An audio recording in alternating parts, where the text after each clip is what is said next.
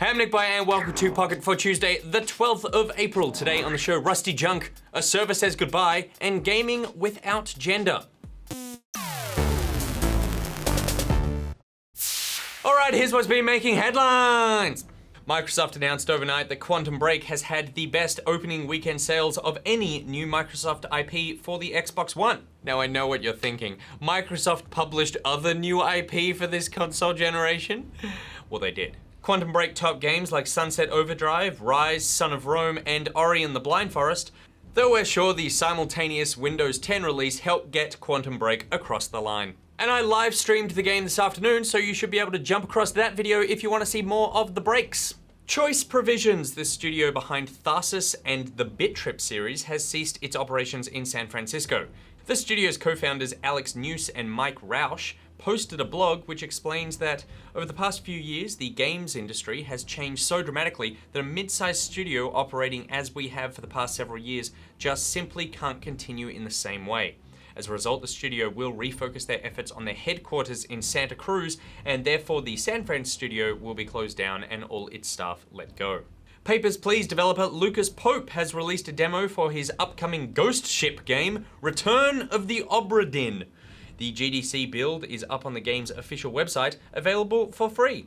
Pope notes that the build is barely tested and possibly full of bugs, but asks for comments and suggestions as he continues development. Teaser trailers for Titanfall 2 and Gears of War 4 have hit the internet. The Titanfall tease announces a worldwide reveal of the game for June 12th, placing it squarely in the center of EA's E3 press conference. And the Gears tease pulls at familiar strings with a melancholic tune undercutting images of war and horror.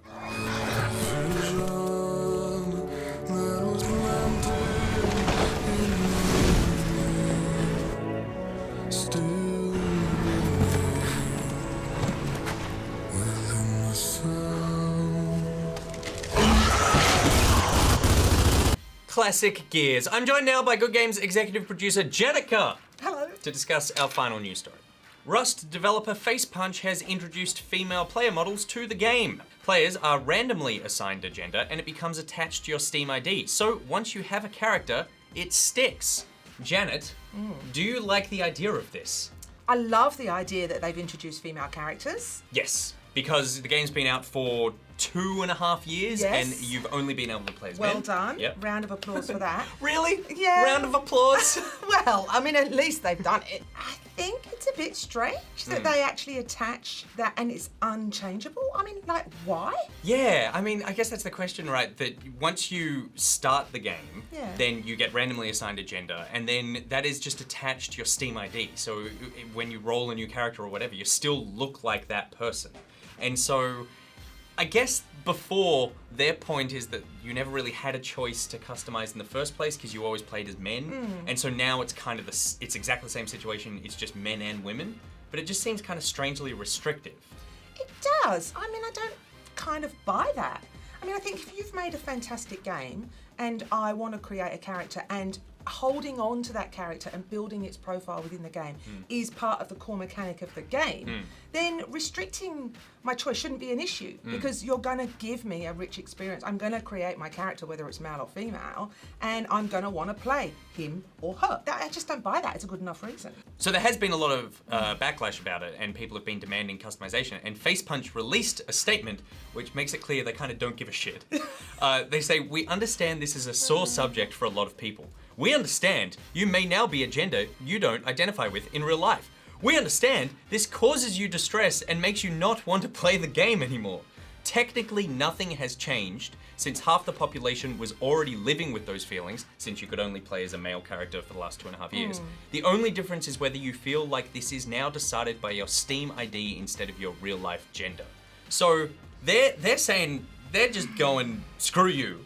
We don't think you get to pick. And I guess in my opinion, I go, it's not bad. It's better than it was because you now can play as a male or a female character. And I guess if they're just being randomly assigned, then that there's an element of equality there. It just seems strange. It just seems unnecessarily provoking their player base to go, okay, you don't get to pick. Like, couldn't I they agree. couldn't they just go, you have to pick at the beginning and then never change? Yes, exactly. That would seem to be a more sensible thing. And I mean, and unfortunately, as gamers, you know, gaming for the nearly 50 years that we have, we are kind of used to opening a game and it is sometimes only a choice to play as a male. Yeah. So then if you're going to go to all that to introduce a woman, which they should be applauded for, to then not give you the choice, that feels somehow even worse. I don't know. Yeah, It's like, right. you know, Well, I think that part of the reason that they want to do it is that they want you to be identified by what you look like in the game rather than just your Yeah. name. So kind of like life, where Yeah. I see you and I go, oh yeah, that's Janet. I don't think of your name. I see you and that's how I identify. Which goes you. back to my earlier point. I get that, and Yeah. I think that's kind of valid. But you do that by creating a game where you're so invested in your character that you want to continue to play him totally. or her. Yeah, and it's that restricting you at the beginning isn't going to be the thing that makes you do that. Yeah, and I think that you make the good point that often we open up a game and you just have to play as a male. Yeah. But nowadays, there's also the element of you open up a game, and if you have the choice to play as male or female, then generally we assume there's a deep customization to it as well. Yes. That we are used to. So it feels like that's been taken away, and I think that, Yeah. that people don't like when it feels like something is being taken away from them Yeah. and customization has been removed. It's a very strange idea. You do become so invested, you know, in these games where you are going to put in, you know, tens, hundreds of hours potentially. You know, that character is such a part of you. I mean, it's never been an issue for games that I've played hundreds of plus hours in. Yeah. I mean, I've played as women and men in games. I'm particularly thinking about World of Warcraft now, where I tended to always play as a woman. I mean, I was well known on the servers I played at, Yeah. and it didn't matter that there was a choice at the beginning. I didn't need to have that restriction, right? I loved her. Yeah. I played. I did. My Orc princess. I loved her. Well, now you'll be forced to love an orc princess or an orc prince. Okay, moving on now, and it's Thing of the Day. Thing of the day. The unofficial World of Warcraft Nostalria servers closed down last night, and there was quite the farewell gathering. The volunteers who host the vanilla servers were estimating that there are around 18,000 players in their worlds just before the servers were taken offline for good.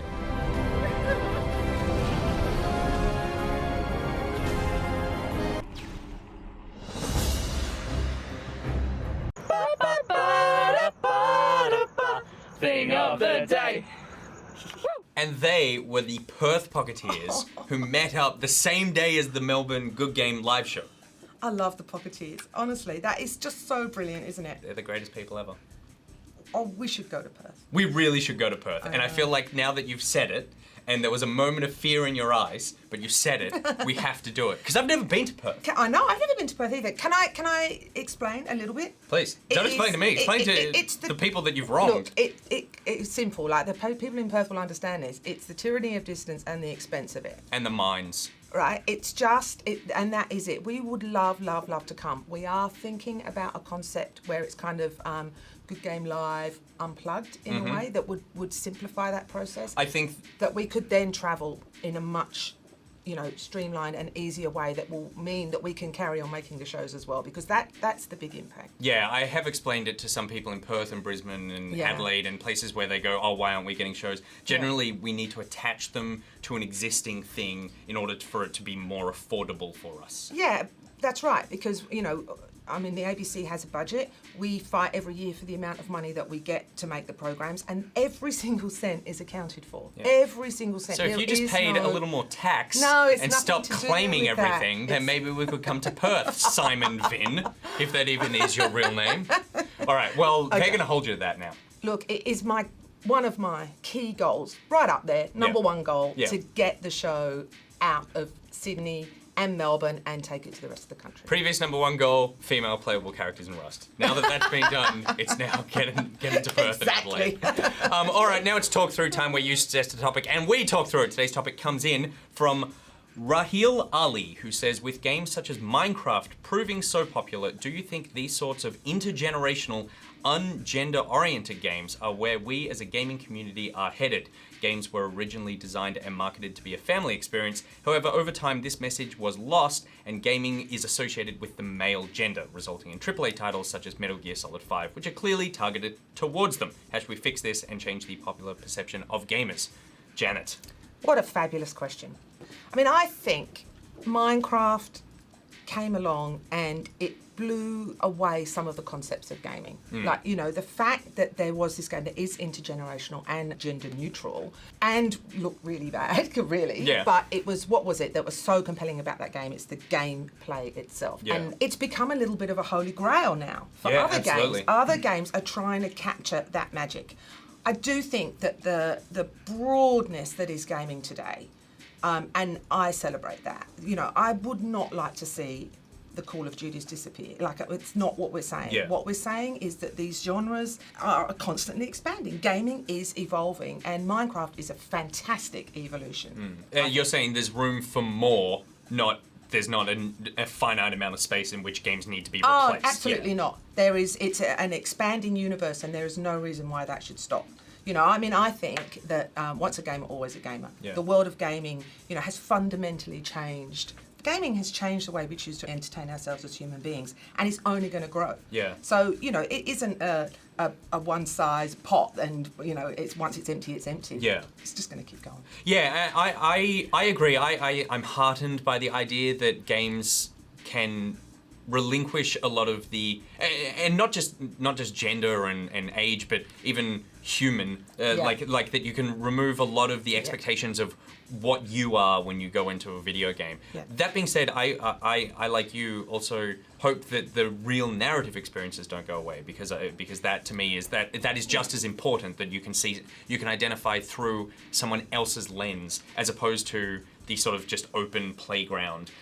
I guess because going to the point where they say that gaming started as a family experience, where, you know, the Atari comes out, it has Pong, it's not necessarily aimed at, I guess, anyone at that point. It was kind of like, what do you guys think about this? Is this something that you as a family would like to do with the television? And then it quickly became about kids and particularly boys.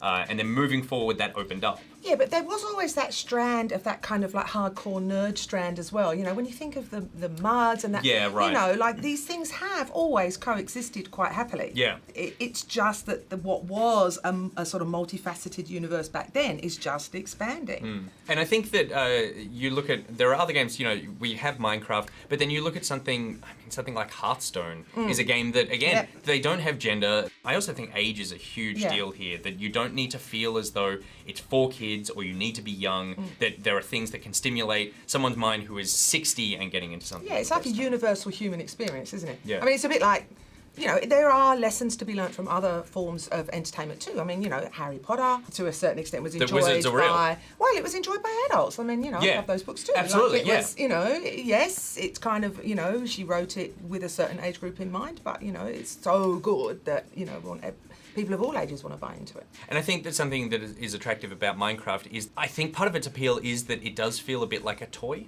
That it does feel like a thing that you're almost manipulating. That the game is what you make of it. It's not, there's not necessarily a defined experience that you have to have in that game. That you go in there and you go, all right, like, I need to figure out how to play this in the way that I want to play it. I think it taps into that human need for discovery. Yeah. You know, that kind of, we love a kind of go at chance as well, and that, you know, you can just play, oh, wow, you know, lucky me, I got this. But then that, you have to apply your brain and your learning to actually then go and build something else in it. It's so clever. I could talk forever about how clever I think Minecraft is and what it's done for gaming. There's other people trying to do the same kind of thing as well, and other games that are coming. I am, of course, particularly talking about Dreams at the moment because I got to play that, and I think that has the potential for a similar kind of thing.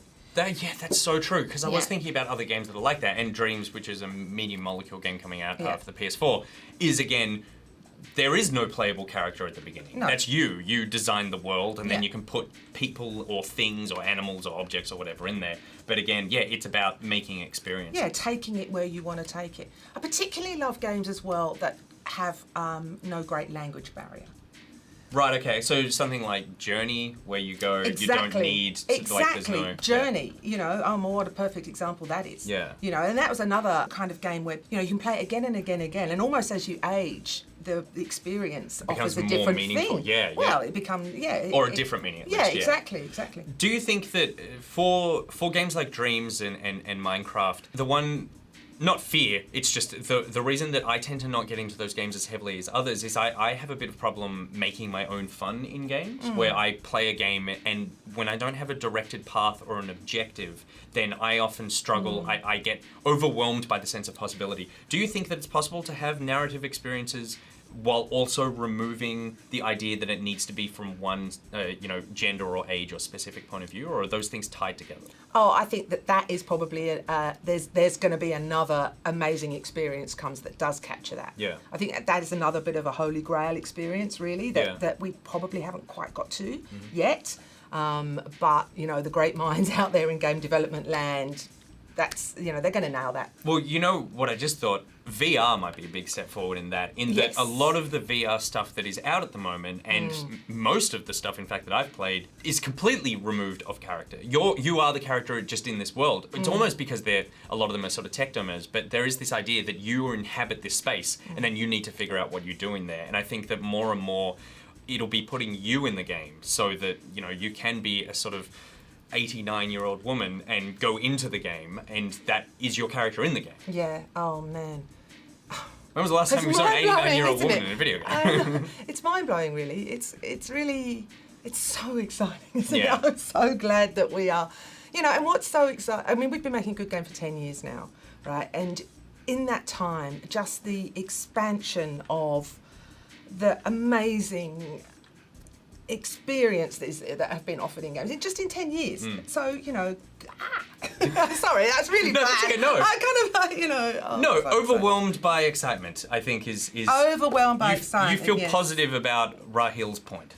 I think Rahil is on the money, and I think it doesn't matter that there's still going to be those other experiences as well. You know, gaming is just expanding. There's room for everything. Room for everything. Yeah, the only thing I'm worried about is that I'm pronouncing Rahil's name correctly. Rahil?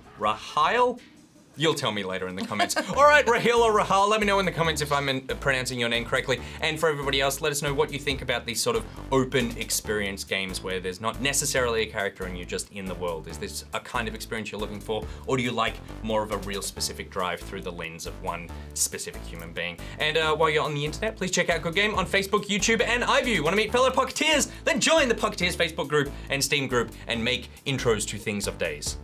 You can follow Good Game on Twitter at Good Game TV, follow Pocket at NichBoy, at Pierre, at GG, at Monkey, and at Sangi.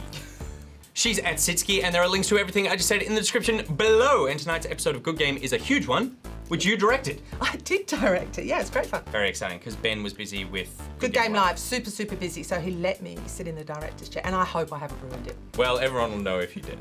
So what's on the show tonight? Okay, so Bajo and Hex have reviews of Adrift and Hyperlight Drifter, and you chat to them about your time with the VR at GDC. Yes, I do. Plus, Goose has an IMO in tonight's episode where he attacks Let's Players. Indeed. Brutally. Yes. And so I think we're Vicious. going to have a lot to talk about tomorrow. So if you have an opinion about what he says tonight, please send it in on Facebook or YouTube or Twitter or wherever you can attack him as a human being. Let us know, and we'll talk about all of that stuff tomorrow on Pocket. And today's Thing of the Day graphic was made by Simon Vinn and the Perth Pocketeers, who we are now going to come and see very soon, I believe. so. And we're also going to do Adelaide and Wollongong and Armidale and just like all the tiny towns like Northern Territory. They never get anything.